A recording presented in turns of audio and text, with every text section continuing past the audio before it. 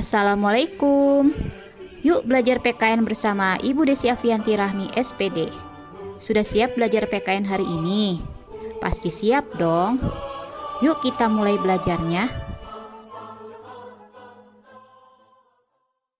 Assalamualaikum warahmatullahi wabarakatuh. Bertemu kembali dengan Ibu Desi Afianti Rahmi SPD dalam sesi kilat menuju USBN. Pada kesempatan ini Ibu akan membahas suplemen soal-soal HOTS paket 1 halaman 125. Soal yang pertama, nilai-nilai dalam Pancasila menjadi dasar atau landasan bagi kehidupan bermasyarakat, berbangsa, dan bernegara.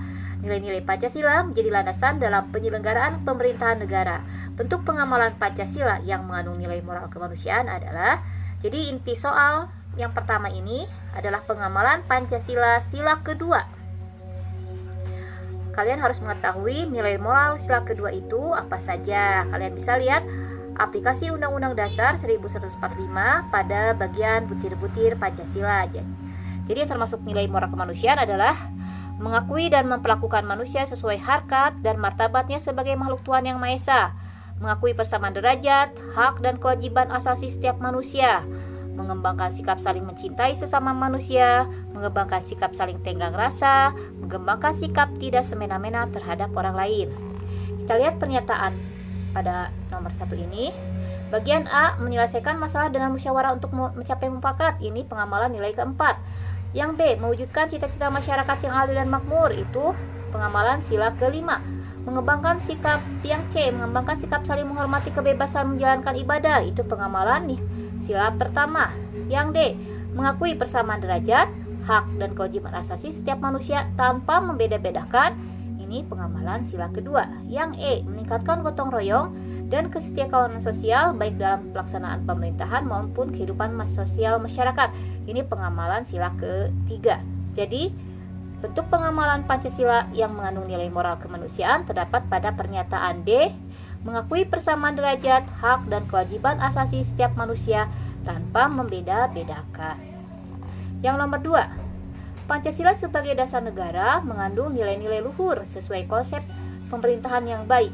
Nilai-nilai luhur yang terkandung dalam sila kerakyatan yang dipimpin oleh hikmat kebijaksanaan dalam permusyawaratan perwakilan dalam praktek penyelenggaraan pemerintahan negara adalah, yang soal nomor 2 ini adalah pengamalan Pancasila sila keempat. Apa saja pengamalan Pancasila sila keempat? Yaitu sebagai warga negara dan warga masyarakat mempunyai kedudukan, hak, dan kewajiban yang sama. Tidak boleh memaksakan kehendak kepada orang lain. Harus mengutamakan musyawarah dalam mengambil keputusan. Musyawarah untuk mencapai mufakat diliputi semangat kekeluargaan. Menghormati dan menjunjung tinggi setiap keputusan yang dicapai sebagai hasil musyawarah. Di dalam musyawarah diutamakan kepentingan bersama di atas kepentingan pribadi dan golongan.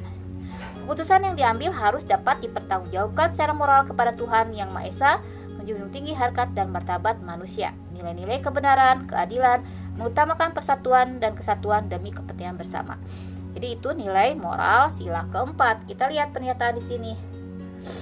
Mana yang merupakan pengamalan nilai moral Pancasila yang keempat? Yang A, boleh memaksakan kehendak kepada orang lain demi kepentingan bersama. Itu tidak boleh ya. Membantah pendapat orang lain. Yang B, tidak boleh menolak keputusan musyawarah karena menganggap hasil keputusan tersebut membawa dampak buruk. Tidak juga. Yang D, dalam musyawarah mengutamakan kepentingan bersama di atas kepentingan pribadi dan golongan. Ini betul ya. Yang E, keluar dari ruangan saat musyawarah masih berjalan karena merasa sudah tidak nyaman. Ini perbuatan yang tidak baik. Jadi pengamalan sila keempat yaitu yang D, dalam musyawarah mengutamakan kepentingan bersama di atas kepentingan pribadi dan golongan. Lanjutkan nomor 3. Tindak pidana korupsi merupakan memperkaya diri sendiri dengan cara menyalahgunakan jabatan, wewenang, dan kekuasaan yang dimiliki. Korupsi sangat bertentangan dengan sila Pancasila. Korupsi dapat merugikan masyarakat luas. Tindak pidana korupsi termasuk perbuatan apa? A, apakah pelanggaran hak? B, tidak menyenangkan? C, memutarbalikan fakta. D. Pembohongan publik. E. Pengingkaran kewajiban. Jadi di sini jelas bahwa korupsi adalah merupakan perbuatan pengingkaran kewajiban. Artinya kewajiban yang harus dia lakukan untuk mentaati peraturan tidak dilaksanakan. Jadi jawaban nomor 3 E. Nomor 4. Setiap warga negara Indonesia memiliki kewajiban yang harus dilaksanakan. Jika tidak melaksanakan kewajiban, sama halnya dengan mengingkari kewajiban yang akhirnya akan menerima konsekuensinya. Berikut yang termasuk contoh kasus pengingkaran kewajiban adalah, jadi kewajibannya tidak dilaksanakan ya. Yang A. Melakukan tindakan yang dapat memecah belah persatuan dan kesatuan bangsa. Yang B. Menahan seseorang demi menjaga stabilitas tanpa berdasarkan hukum. Berarti ini termasuk pelanggaran hak ya, harusnya seseorang mendapat perlindungan hukum, ini tidak.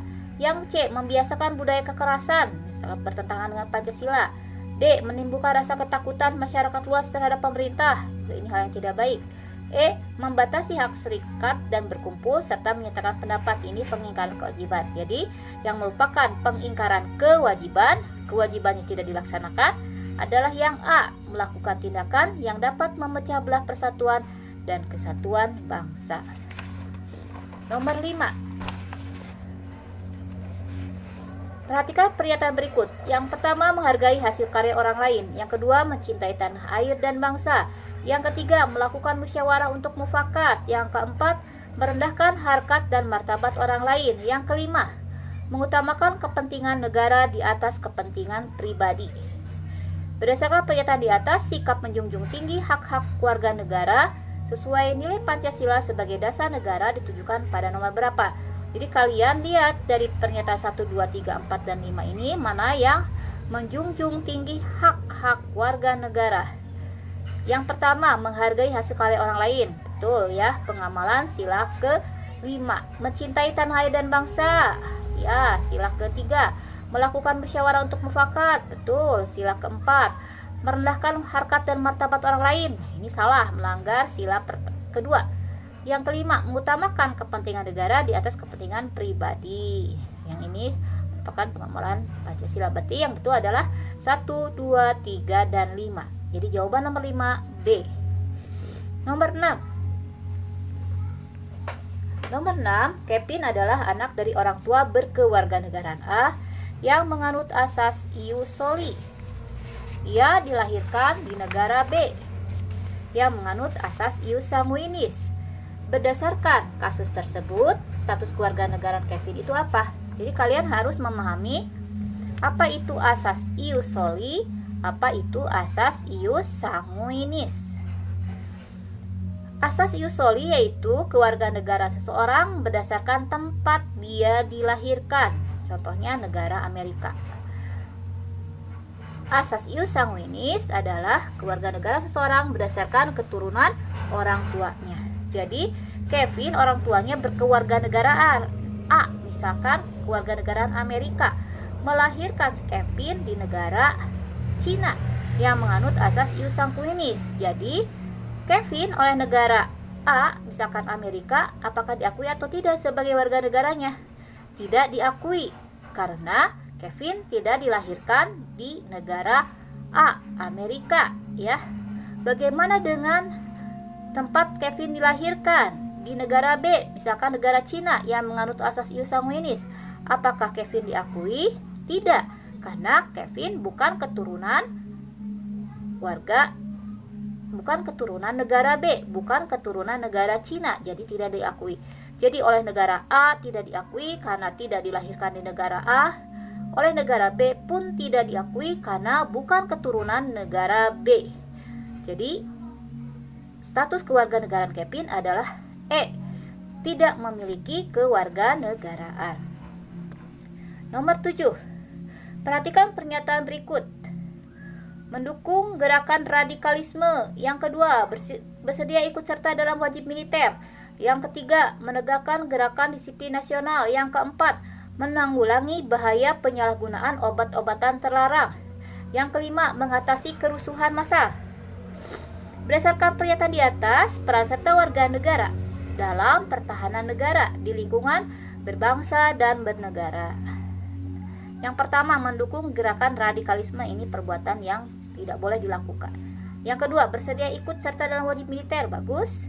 Yang ketiga, menegakkan gerakan disiplin nasional, ya harus dilaksanakan. Yang keempat, menanggulangi bahaya penyalahgunaan obat-obatan terlarang, ya betul.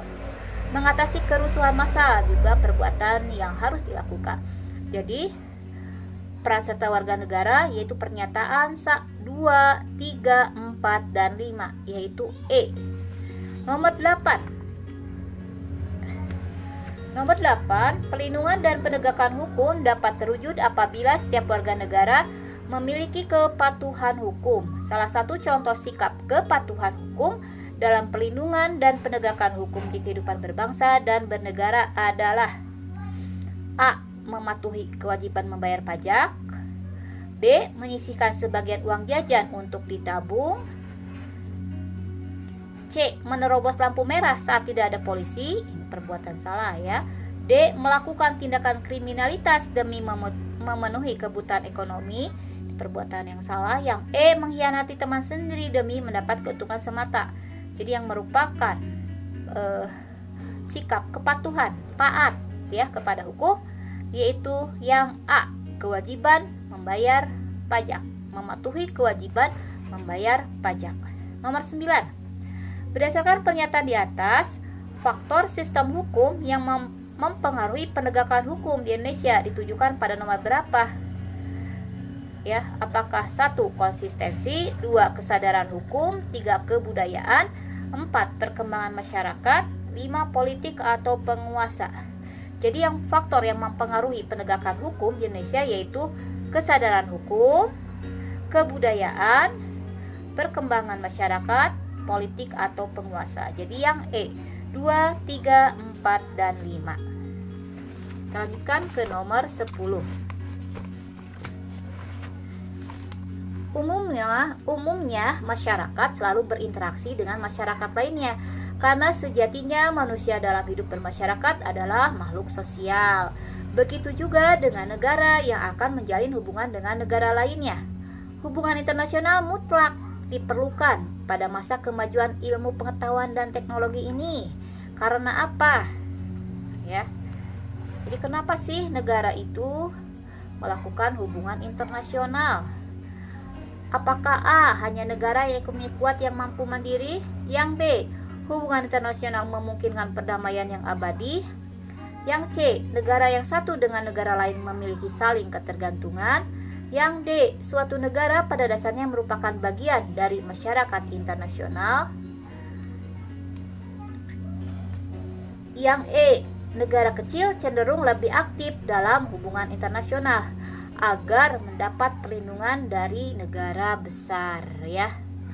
Jadi mana yang merupakan alasan kenapa hubungan internasional itu mutlak diperlukan? Pasti kalian bingung antara yang C, yaitu negara satu dengan negara lain memiliki saling ketergantungan, dan yang D, suatu negara pada dasarnya merupakan bagian dari masyarakat internasional. Jadi dua-duanya sebetulnya betul ya. Itu alasan kenapa suatu negara melakukan hubungan internasional.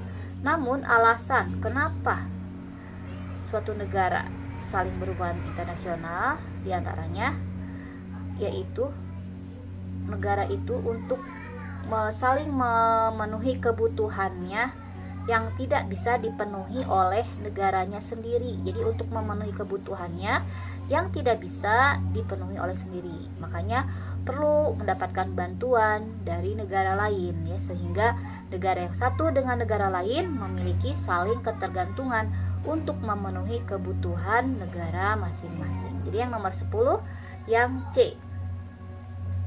Nomor 11, bangsa-bangsa di dunia tidak dapat membebaskan diri dari ketergantungan dengan bangsa lain. Indonesia menjalin hubungan internasional sejak awal kemerdekaan sampai sekarang. Manfaat pengaturan hubungan internasional bagi Indonesia adalah, ya tadi sudah dibahas pada nomor 10. Jadi Manfaat pengaturan hubungan internasional diantaranya adalah faktor eksternal, yaitu yang A, bahwa suatu negara agar bisa mencukupi kebutuhan yang tidak dapat dipenuhi oleh sendiri, ya, itu termasuk faktor eksternal. Kenapa suatu negara menjalin kerjasama? Nomor 12, kewajiban hak asasi merupakan kewajiban dasar setiap orang. Dengan kata lain, kewajiban asasi terlepas dari status kewarganegaraan yang dimiliki oleh orang tersebut. Sementara itu, kewajiban warga negara dibatasi oleh apa? Jadi kalau kewajiban warga negara itu jelas dibatasi oleh status kewarganegaraannya. Nomor 13. Perhatikan pernyataan berikut. Yang pertama, pembentukan lembaga peradilan. Yang kedua, penciptaan perundang-undangan HAM yang semakin lengkap. Yang ketiga, pembentukan badan khusus untuk membubarkan unjuk rasa. Yang keempat, penciptaan lembaga-lembaga pemantau dan pengawas pelaksanaan HAM. Yang kelima, pelaksanaan pendidikan HAM kepada masyarakat melalui pendidikan keluarga, sekolah, dan masyarakat. Berdasarkan pernyataan tersebut, upaya pemerintah dalam memajukan dan menegakkan hak asasi manusia ditunjukkan pada nomor berapa. Jadi upaya pemerintah, jadi sesuatu yang dilakukan pemerintah untuk memajukan dan menegakkan hak asasi manusia. Di antaranya bisa menciptakan perundang-undangan HAM. Yang kedua, bisa penciptaan lembaga-lembaga pemantau dan pengawas HAM, bisa membentuk lembaga peradilan, bisa juga melakukan pendidikan HAM kepada masyarakat. Jadi yang betul adalah pernyataan nomor 1, pembentukan lembaga peradilan. Yang kedua, penciptaan perundang-undangan HAM semakin lengkap. Yang ketiga, yang keempat penciptaan lembaga-lembaga pemantau dan pengawas pelaksanaan HAM. Dan yang kelima, pelaksanaan pendidikan HAM kepada masyarakat melalui pendidikan keluarga, sekolah, dan masyarakat. Jadi jawaban yang nomor 13, upaya pemerintah dalam memajukan dan menegakkan HAM adalah 1, 2, 4, dan 5. Nomor 14. Perhatikan pernyataan berikut. 1. Pembungkaman kebebasan pers. 2. Penangkapan dan penahanan seseorang tanpa alasan yang jelas. Yang ketiga, pemberian makanan dan kebutuhan pokok pada keluarga miskin. Yang kelima, berlaku represif terhadap orang yang berseberangan dengan pemerintah. Yang kelima, pembatasan hak berserikat dan berkumpul serta menyatakan pendapat. Berdasarkan pernyataan di atas, bentuk pelanggaran hak warga negara yang dilakukan oleh pemerintah dan bertentangan dengan nilai Pancasila ditunjukkan pada nomor berapa. Jadi kalian harus paham dulu apa itu pelanggaran hak. Jadi pelanggaran hak adalah pelanggaran hak warga negara. Jadi hak warga negara itu tidak diperoleh. Silakan tinggal dicari. Pembungkaman kebebasan pers, apakah pelanggaran hak? Betul. Penangkapan penahanan seorang tanpa alasan yang jelas, tidak misalkan sembarang tangkap saja, itu pelanggaran hak. Yang ketiga, pemberian makanan dan kebutuhan pokok, itu bagus terpenuhi haknya. Berlaku represif terhadap orang yang berseberangan dengan pemerintah, itu pelanggaran hak. Yang kelima, pembatasan hak berserikat dan berkumpul serta menyatakan pendapat. Jadi yang merupakan pelanggaran hak warga negara yaitu poin 1, 2, 4, dan 5 pada bagian C. Nomor 15. Upaya membangun harmonisasi hak dan kewajiban asasi manusia yang dilakukan pemerintah tidak akan berhasil tanpa dukungan dari warga negaranya yang mencerminkan perilaku penghormatan terhadap hak asasi manusia. Berikut yang termasuk perilaku hak asasi manusia dalam perspektif Pancasila sila keempat. Jadi kalian setelah memahami butir-butir Pancasila sila keempat, kalian tinggal cari saja apa pengamalan Pancasila sila keempat ya. Apakah A, menjunjung tinggi harkat dan martabat manusia? Itu sila kedua ya. Kedermawanan terhadap sesama, sikap hidup hemat, sederhana dan kerja keras. Itu sila kedermawanan ya, sila kedua dan kelima. Yang C, menolak adanya kesewenang-wenangan ya terhadap pemerasan. Bukan pengamalan sila keempat. Yang kelima, menghargai sikap etis berupa tanggung jawab yang harus tunaikan sebagai amanat seluruh rakyat, baik kepada manusia maupun Tuhan. Betul. Yang E, menjunjung tinggi tradisi perjuangan dan kerelaan untuk berkorban dan membela kehormatan bangsa dan negara. Itu sila ketiga. Jadi pengamalan sila keempat terdapat pada poin D. Nomor 16. Indonesia pernah bersengketa dengan Malaysia dalam kasus Pulau Sipadan dan Ligitan. Indonesia mengklaim bahwa pulau tersebut milik Indonesia karena berada di wilayah kesatuan NKRI. Akan tetapi Malaysia juga mengklaim pulau tersebut. Mahkamah Internasional memutuskan Pulau Sipadan dan Ligitan menjadi bagian wilayah Malaysia. Sikap Anda sebagai warga negara terhadap kasus tersebut adalah, jadi sikap kita sebagai warga negara yang baik, kita harus menerima dan menghargai keputusan Mahkamah Internasional dengan lapang dada. Jadi sikap ini diajarkan oleh Pancasila sebagai nilai-nilai kepribadian bangsa. Jadi nomor 16 jawabannya yang B. Jadi menerima dan menghargai keputusan Mahkamah Internasional dengan lapang dada. Nomor 17. Setiap warga negara memiliki hak yang harus dipenuhi oleh negara. Begitu juga dengan negara memiliki kewajiban terhadap warga negaranya. Penangkapan dan penahanan seseorang demi menjaga stabilitas nasional tanpa mengindahkan hukum dan ketentuan yang berlaku, termasuk apa? Penangkapan dan penahanan seseorang tanpa mengindahkan hukum ini merupakan pelanggaran hak terhadap warga negara. Ya, harusnya warga negara itu memperoleh perlindungan dalam hukum. Jadi kalau ada penangkapan, ada prosedur yang harus dipenuhi. Ya, jadi 17 jawabannya A. 18. Perhatikan pernyataan berikut. Yang pertama, 1. Adanya perlindungan dari pemerintah kepada warganya. Kedua, jaminan kepastian hukum. Yang ketiga, berkaitan dengan hak-hak warga negara. Yang keempat, adanya sanksi hukuman bagi yang melanggarnya. Yang kelima, perlakuan sama dalam pengadilan. Berdasarkan pernyataan di atas, unsur-unsur perlindungan hukum ditujukan pada nomor berapa saja? Yaitu yang pertama, adanya perlindungan dari pemerintah kepada warganya, ya, betul. Adanya jaminan kepastian hukum, betul. Berkaitan dengan hak-hak warga negara, ya, hak warga negara di bidang hukum, ya. Adanya sanksi hukum bagi pihak yang melanggarnya, betul. Yang kelima, perlakuan sama dalam pengadilan. Jadi yang merupakan unsur-unsur perlindungan hukum adalah 1, 2, 3, dan 4. Nomor 19. Indonesia sebagai bangsa yang merdeka dan berdaulat berperan dalam menciptakan perdamaian dunia ditunjukkan dengan berbagai cara.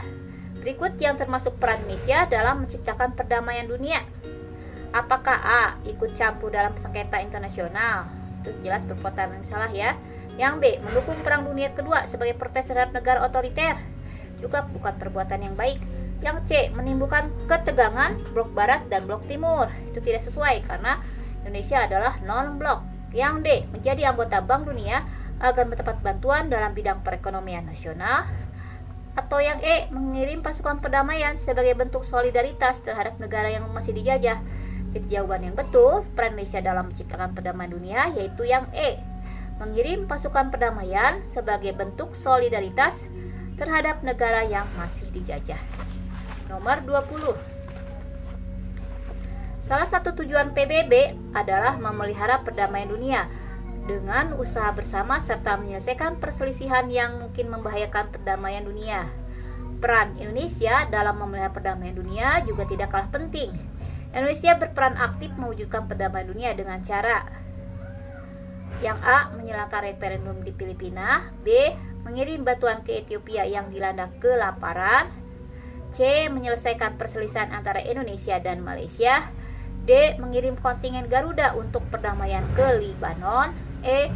Memilih keluar dari PBB saat berkonfrontasi dengan Malaysia. Jadi ini penekanannya, peran aktif Indonesia dalam mewujudkan perdamaian dunia. Jelas jawabannya adalah yang D.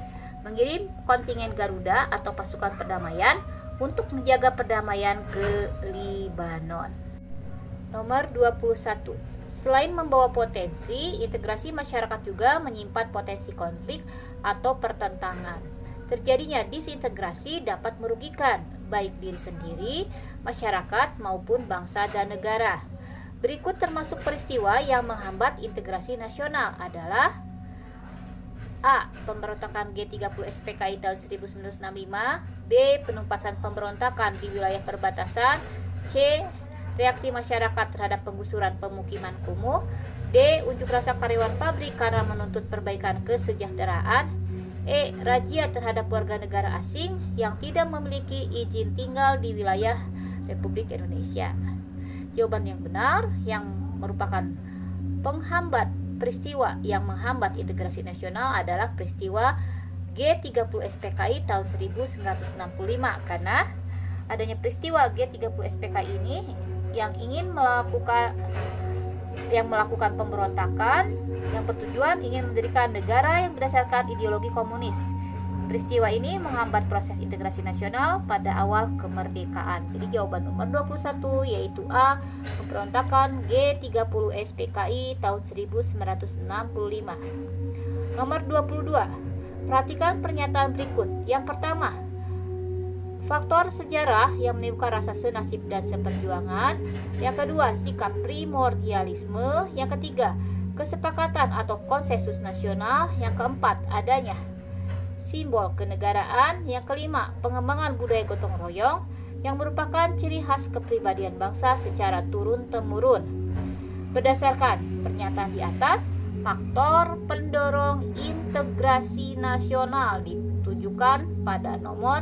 Jadi faktor yang mendorong terwujudnya persatuan dan kesatuan. Yang pertama yaitu faktor sejarah yang menimbulkan rasa senasib dan seperjuangan. Yang ketiga, kesepakatan atau konsensus nasional. Yang keempat, adanya simbol kenegaraan. Yang kelima, pengembangan budaya gotong royong yang merupakan ciri khas kepribadian bangsa Indonesia secara turun-temurun. Jadi jawaban nomor 22 yaitu D, pernyataan 1, 3, 4, dan 5. Nomor 23. Ancaman terhadap bangsa dan negara di zaman sekarang itu tidak berbentuk fisik, namun merambah dalam berbagai dimensi kehidupan, misalnya di bidang politik. Berikut ini termasuk ancaman berdimensi politik yang berasal dari dalam negeri adalah, jadi yang diminta adalah bidang politik berasal dari dalam negeri. Yang A, semakin bebasnya impor berbagai produk luar negeri, itu adalah bidang ekonomi ya. Yang B, kebudayaan yang dapat mempengaruhi kebudayaan luhur bangsa Indonesia, itu bidang budaya. Yang C, menggalang kekuatan politik untuk melemahkan kekuasaan pemerintah. Ini betul, bidang politik. Yang D, pelanggaran wilayah oleh kapal laut atau kapal militer negara lain. Ini bidang pertahanan keamanan. Yang E, ketidakmampuan kita dalam menghadapi globalisasi dan perdagangan bebas. Ini adalah bidang ekonomi, faktor eksternal. Jadi yang diminta adalah dimensi politik. Jadi tadi sudah ketemu dimensi politik terdapat pada pernyataan yang C. Menggalang kekuatan politik untuk melemahkan kekuatan pemerintah. Ini adalah ancaman dari dalam negeri. Seperti yang terjadi pada saat ini, yaitu di negara Myanmar yang dikudeta oleh militernya sendiri. Jadi 23 C. 24. Ancaman terhadap ideologi merupakan ancaman terhadap dasar negara dan ideologi Pancasila. Strategi menghadapi ancaman ideologi dengan konsep pertahanan. Salah satu lapisan dalam pertahanan adalah salah satu lapisan dalam konsep pertahanan terhadap ancaman ideologi adalah, jadi jawaban yang nomor 24 adalah salah satu lapisan dalam konsep pertahanan terhadap ancaman ideologi, yaitu yang B, program pelaksanaan bakti TNI dalam meningkatkan kesadaran bela negara. Nomor 25. Perhatikan pernyataan berikut. Yang pertama, bangsa Indonesia merasa satu persaudaraan, senasib seperjuangan, serta sebangsa dan setanah air. Yang kedua, masyarakat Indonesia adalah satu bangsa yang harus memiliki kehidupan serasi dengan tingkat kemajuan yang merata dan seimbang sesuai kemajuan bangsa. Yang ketiga, seluruh kepulauan Nusantara merupakan satu kesatuan sistem hubungan nasional. Yang keempat, kedaulatan wilayah dengan segala isinya merupakan modal dan milik bersama bangsa Indonesia. Yang kelima, keanekaragaman suku, budaya, bahasa daerah, dan agama yang dianutnya tetap dalam kesatuan bangsa Indonesia. Pertanyaannya, berdasarkan pernyataan tersebut, perwujudan Kepulauan Nusantara sebagai satu kesatuan politik ditujukan pada nomor berapa? Jadi kalian harus mengetahui perwujudan Kepulauan Nusantara sebagai satu kesatuan politik. Jadi dalam satu kesatuan politik, yaitu yang pertama, kedaulatan wilayah dengan segala isinya merupakan modal dan milik bersama bangsa Indonesia. Yang kedua, keanekaragaman suku, budaya, bahasa daerah, dan agama yang dianutnya tetap dalam kesatuan bangsa Indonesia. Yang ketiga, secara psikologis bangsa Indonesia merasa satu persaudaraan senasib seperjuangan. Yang keempat, Pancasila merupakan falsafah dan ideologi pemersatu bangsa Indonesia. Yang kelima, kehidupan politik di seluruh wilayah Nusantara sebagai sistem hukum nasional. Yang berikutnya, seluruh Kepulauan Nusantara merupakan satu kesatuan sistem hubungan nasional. Yang terakhir, bangsa Indonesia bersama bangsa-bangsa lain ikut menciptakan ketertiban dunia dan perdamaian abadi melalui politik luar negeri bebas aktif. Jadi dari pernyataan yang merupakan perwujudan Kepulauan Nusantara sebagai satu kesatuan politik, kita lihat pada pernyataan nomor 25 ini yang mana saja. Jadi yang betul itu yang pertama, bangsa Indonesia merasa satu persaudaraan, senasib dan seperjuangan, serta sebangsa dan setanah air. Terus yang ketiga, seluruh Kepulauan Nusantara merupakan satu kesatuan sistem hubungan nasional. Yang keempat, kedaulatan wilayah dengan segala isinya merupakan modal dan milik bersama bangsa Indonesia. Yang kelima, keanekaragaman suku, bahasa, daerah, budaya, dan agama yang dianutnya tetap dalam kesatuan bangsa Indonesia. Jadi, nomor 25, jawabannya yang D, poin 1, 3, 4, dan 5.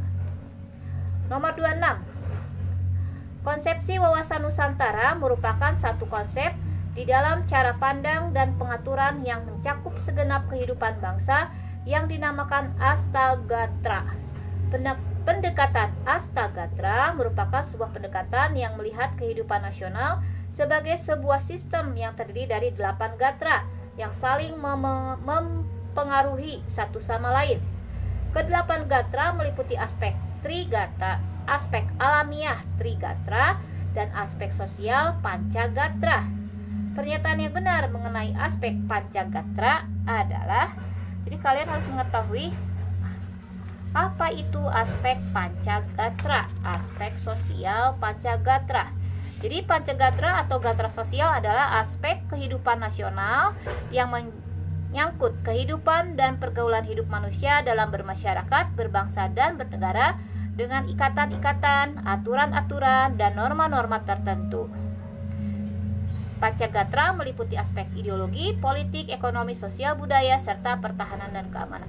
Jadi pada pancagatra tadi menyangkut kehidupan pergaulan manusia dalam berbangsa bernegara dengan ikatan, aturan-aturan, dan norma-norma tertentu. Kalian cari dalam pernyataan nomor 26 mana yang ada kalimat ikatan-ikatan, aturan-aturan, dan norma-norma tertentu.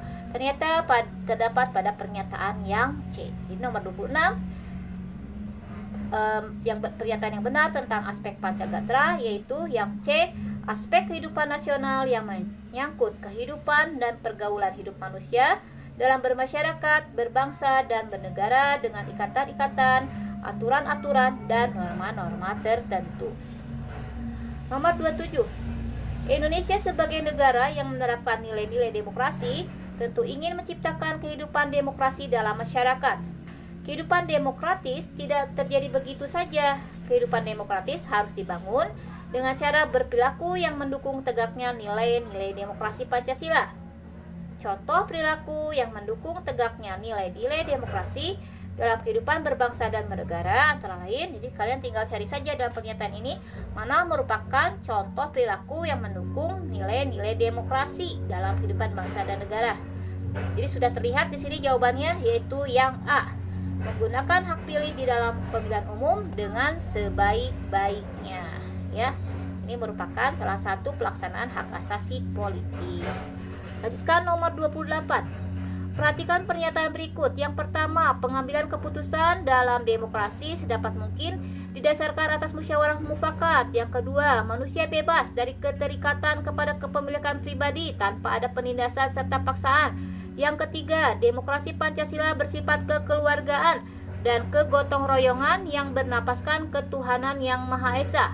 Yang keempat, demokrasi Pancasila harus menghargai hak asasi manusia serta menjamin adanya hak-hak minoritas. Yang kelima, demokrasi Pancasila harus bersendikan hukum.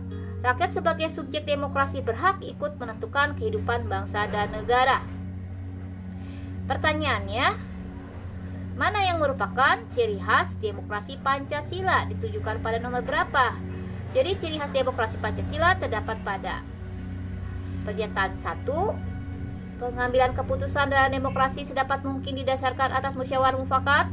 Pernyataan 3, demokrasi Pancasila bersifat kekeluargaan dan kegotong royongan yang bernapaskan ketuhanan yang Maha Esa. Pernyataan keempat, demokrasi Pancasila harus menghargai hak asasi manusia serta menjamin adanya hak minoritas. Serta yang kelima, demokrasi Pancasila harus bersendikan hukum. Rakyat sebagai subjek demokrasi berhak ikut menentukan kehidupan bangsa dan negara. Jadi ciri khas demokrasi Pancasila terdapat pada pilihan D, pernyataan 1, 3, 4, dan 5. Nomor 29. Nomor 29. Kemajuan ilmu pengetahuan dan teknologi membawa pengaruh positif dan negatif terhadap bangsa Indonesia. Oleh sebab itu, kita sebagai bangsa Indonesia perlu mengetahui cara yang tepat dalam menyikapi kemajuan teknologi informasi tersebut untuk menghindarkan pengaruh dari hal-hal negatif yang turut dibawa oleh kemajuan iptek. Dalam menghadapi kemajuan iptek, manusia Indonesia harus bersikap sesuai semboyan Bhinneka Tunggal Ika. Berikut yang termasuk sikap sesuai semboyan Bhinneka Tunggal Ika dalam menghadapi pengaruh kemajuan iptek dalam kehidupan sehari-hari adalah apa? Jadi cari sikap yang sesuai dengan semboyan Bhinneka Tunggal Ika dalam menghadapi iptek ya. Sekalian silahkan pilih. Pernyataan A adalah meningkatkan pemahaman dan wawasan terhadap kehidupan bangsa-bangsa Barat agar tidak tertinggal kemajuan zaman. Yang B, mendorong dan mendukung upaya pemerintah Indonesia untuk memperjuangkan keadilan antar bangsa. Yang C, meniru perilaku gaya hidup orang Barat agar dianggap sebagai golongan kaum milenial sehingga mendapat perhatian dari masyarakat. Atau yang D, menggunakan kemajuan iptek untuk menunjang kegiatan yang menguntungkan diri sendiri dan merugikan orang lain. Yang E, meninggalkan budaya daerah yang kuno karena akan menghambat kemajuan perkembangan diri sendiri. Jadi pernyataan yang betul yang merupakan sikap yang sesuai dengan semboyan Bhinneka Tunggal Ika menghadapi iptek adalah yang B, mendorong dan mendukung upaya pemerintah untuk memperjuangkan keadilan antar bangsa. Nomor 30. Tidak dapat dipungkiri bahwa kemajuan iptek membawa pengaruh negatif. Dalam menghadapi pengaruh negatif, kemajuan iptek perlu ditanamkan semangat nasionalisme kepada seluruh bangsa Indonesia. Karena dengan semangat nasionalisme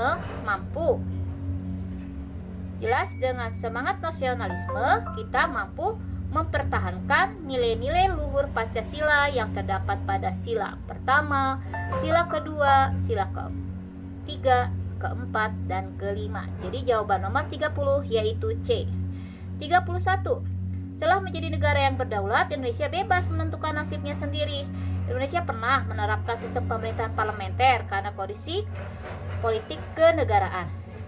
Kelemahan sistem pemerintahan parlementer yang pernah berlaku di Indonesia kurun waktu 17 Agustus 1950 sampai 5 Juli 1959 adalah, jadi kalian harus memahami dulu apa itu sistem pemerintahan parlementer. Jadi sistem pemerintahan parlementer di sini adalah parlemen. atau DPR yang memiliki kedudukan yang kuat.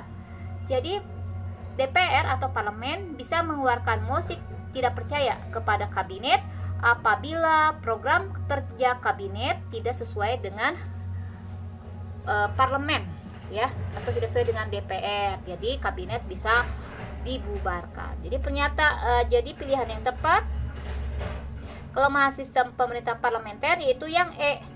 Kelangsungan kedudukan badan eksekutif atau kabinet tidak bisa ditentukan berakhir sesuai masa jabatannya.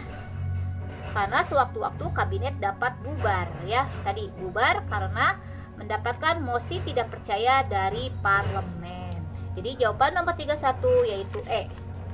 Nomor 32. Dinamika persatuan dan kesatuan bangsa Indonesia mengalami pasang surut. Berbagai ancaman datang menguji keutuhan persatuan dan kesatuan bangsa. Pada masa pemerintahan Orde Lama terjadi peristiwa gerakan 30 September. Peristiwa tersebut mengancam kedaulatan negara Indonesia dan membahayakan persatuan dan kesatuan bangsa.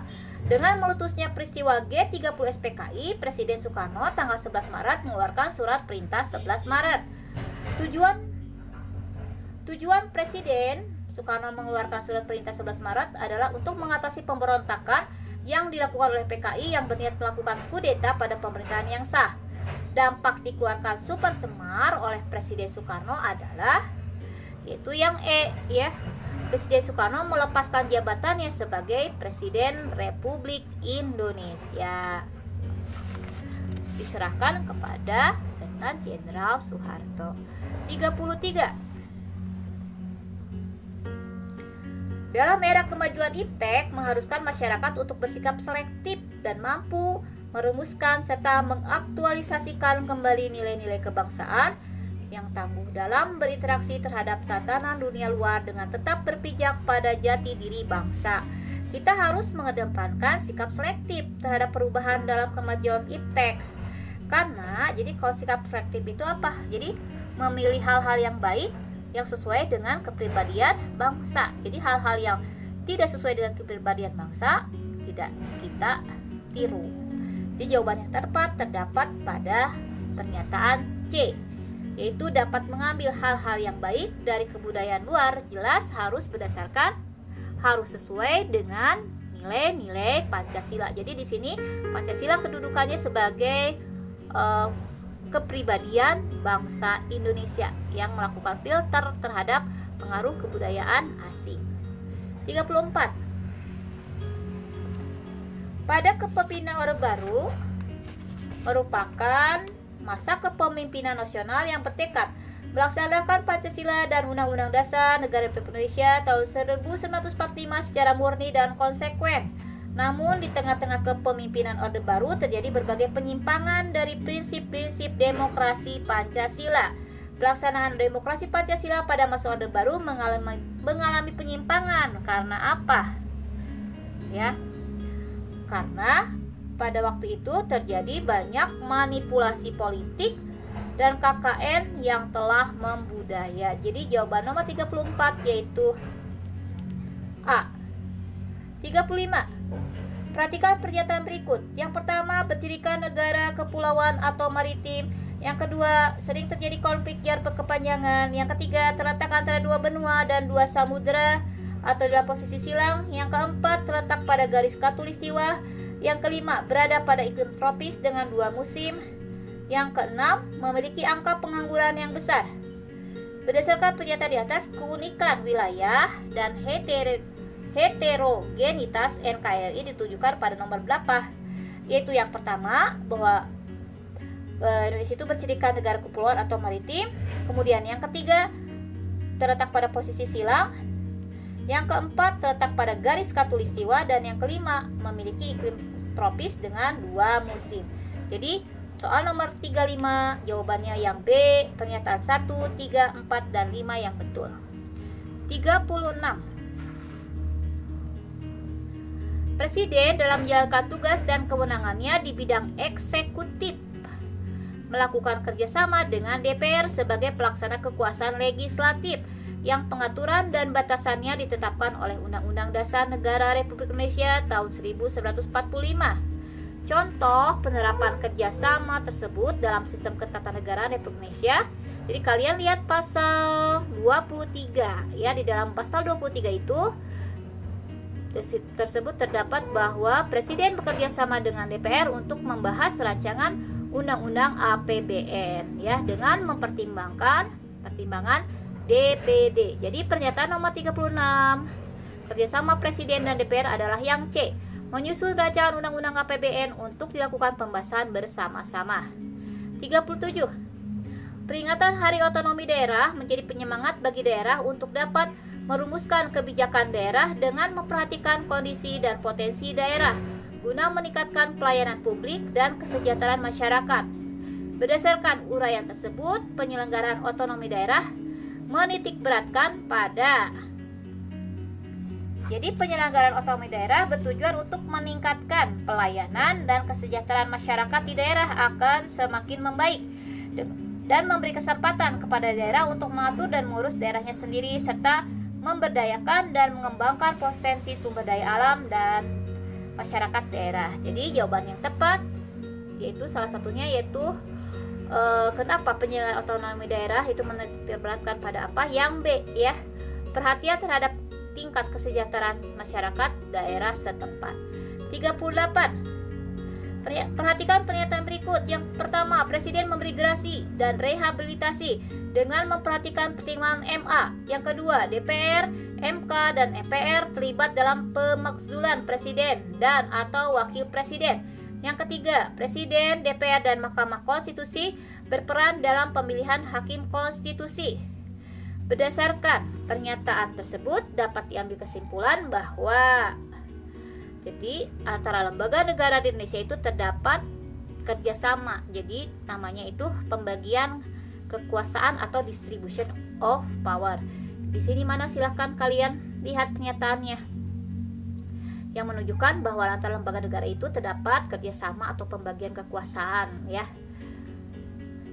Yaitu terdapat pada pernyataan yang D. Legislatif, eksekutif, dan yudikatif merupakan satu kesatuan dalam sistem pemerintahan.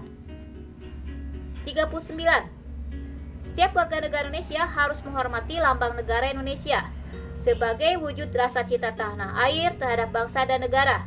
Akan tetapi di media cetak dan media elektronik pernah diberitakan tentang seorang warga negara Indonesia tanpa sengaja telah melecehkan lambang negara karena kurangnya pemahaman terhadap kedudukan Pancasila sebagai dasar negara.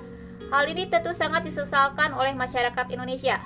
Agar kasus pelecehan atau penghinaan terhadap lambang negara tidak terulang, sikap dan perilaku yang harus dikembangkan oleh seorang pelajar untuk menjalankan kewajiban sebagai warga negara dalam kehidupan berbangsa dan bernegara adalah jelas, yaitu jawabannya yang E, memahami dan mengamalkan isi Pancasila dalam kehidupan sehari-hari.